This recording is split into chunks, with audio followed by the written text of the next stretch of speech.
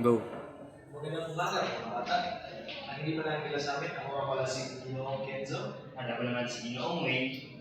At ngayon, bago tayo pumunta sa ating klase, basahin niyo muna ang ating mga alintuntunin sa aralan. So, ang una is M, makinig ng mabuti sa guro. At ang pangalawa ay itaas ang kamay bago magsalita. Ang ikatlo ang makilahok sa gawain sa klase. At ang pang-apat ay igalang ang guro at mga kaklase. At ang panghuli ay panatilihin malinis at maayos ang silid-aralan. So, okay lang class?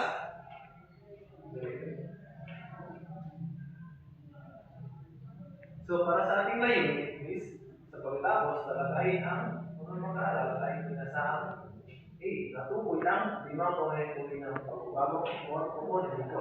At pangalawa is na ibahagi ang kalahalagan ng pagbabago o component nito at mahuli ay nakapagbigay ng isang libawan sa bawat pangunahing nahuli ng pagbabago o component nito. So, kundihan mga bata, magaling.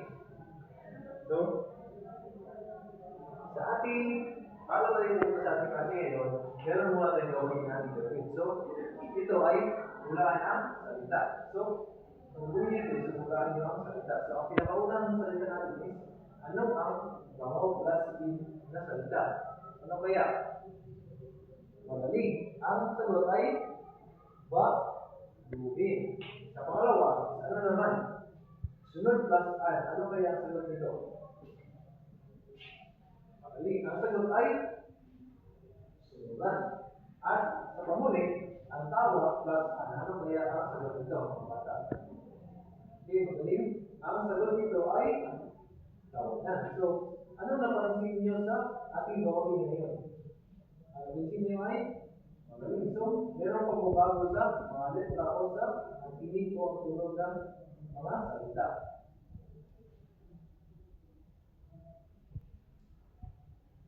Mga pagbabagong pagkukunin ko. Ngayong araw mga bata, ito ang ating tatalakayin ngayong araw. Ano ba ang mga pagbabagong pagkukunin ko? Ang pagbabagong pagkukunin ko ay ang pagbabago sa tunog o baybay ng isang salita. Kapag nilagyan ito ng panlapi, halimbawa dito ay ang basa plus din equals basahin. Ang kanyang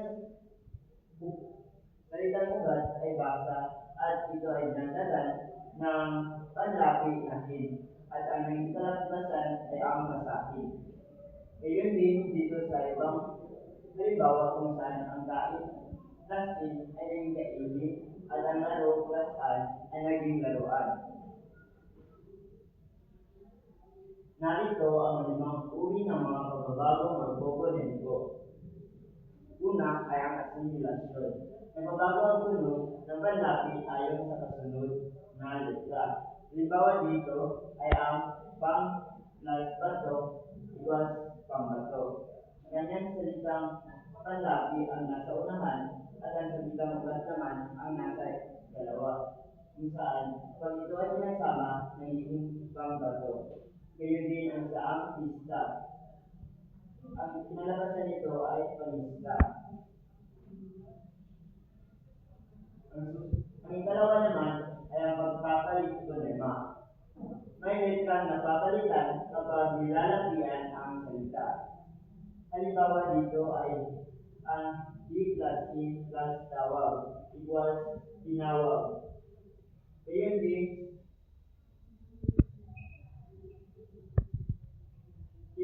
sa D plus E plus tigan equals tinitigan. Dito naman sa ikatlo, ang metathesis. Nagpapalit ng posisyon ang mga letra sa salita. Halimbawa nito ay sa lipad plus an equals liparan. Ang salitang ugat ay ang lipad at ang salita namang panlapi ay an. At ang naging kalabasan nito ay liparan. Kung saan ang letrang B sa salitang ugat ay napalitan ng letrang R. Dito naman sa dalawa ay takip plus an, kung saan naging takpan.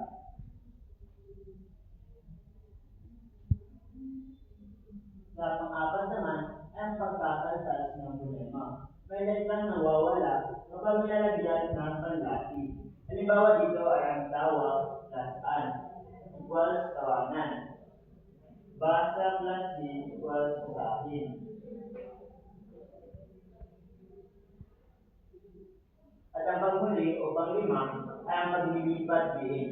Nababago ang diin o bigkas ng salita, kaya nag-iba ang kahulugan. Halimbawa dito ay ang buhay. Buhay. Ibig sabihin sa unang salita na buhay ay buhay o living sa Ingles. At sa ikalawa naman ay buhay o alive sa salitang Ingles. At yun mga bata, sana ay mayroon kayong natutunan sa ating discussion ngayong araw. At narito naman ang isang gawain na ipapahayag ni Ginoong Kenzo. So sa ating ngayong gawain is, ang gawain natin ay tutulong ng morphophonics. So, ang bawat grupo ay ibigay ng isang uri ng pagbabagong morphophonics. Gagawa kayo ng simple at malinaw na output. So, hahatiin ko kayo sa 5 grupo. So, ang gagawin nyo is, ibigyan ko kayo ng isang halimbawa o isang uri ng morphophonics o grupo at gawin nyo ito ng simple at malinaw na output. Ang group 1 ay, ito po ang group 1. So, ang group 1 ay nasa isang assimilasyon. So, ang gawin nyo is, sabihin mo ano dito, or simple definition at nabigay ang isang halimbawa at ipakita kung paano ang magbabagong salita. At sa group 2 naman ay pagpapalit ng fonema. So, ito ay piliwanan ng sariling salita o magbigay ng isang halimbawa din at sulat ang original at bagong salita. At sa group 3 ay metathesis. So, paliwanag kung ano ang salita o magbigay ng isang halimbawa at magkita ang pagbabago ng ayos na letra. At sa pang-apat, ang grupo ay pagkaltas ng fonema. So, kaya din ipaliwanag ang simple definition, magbigay ng isang halimbawa, magkita sila na wala ng letra. At sa pangmuli at sa group 5 ay paglilipat diin o paliwanag kung paano nagbabagong bigkas, magbigay ng isang halimbawa kung at sabihin ang dalawang hulugan kung meron. So, naintindihan mga bata? Magaling. So, sa ating pagtataya, kumuha kayo ng 1/4 sheet of paper. So, ang gawin nyo is, sulat nyo ang letra sa tamang sagot nyo.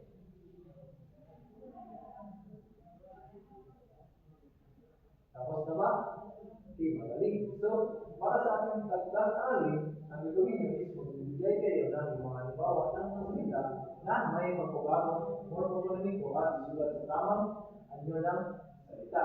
Ito ang halimbawa. Pang-plus bayad is pang-bayad. So, hanggang sa muli mga bata, ako si Ginoong Kenzo. At ako naman si Ginoong Wayne.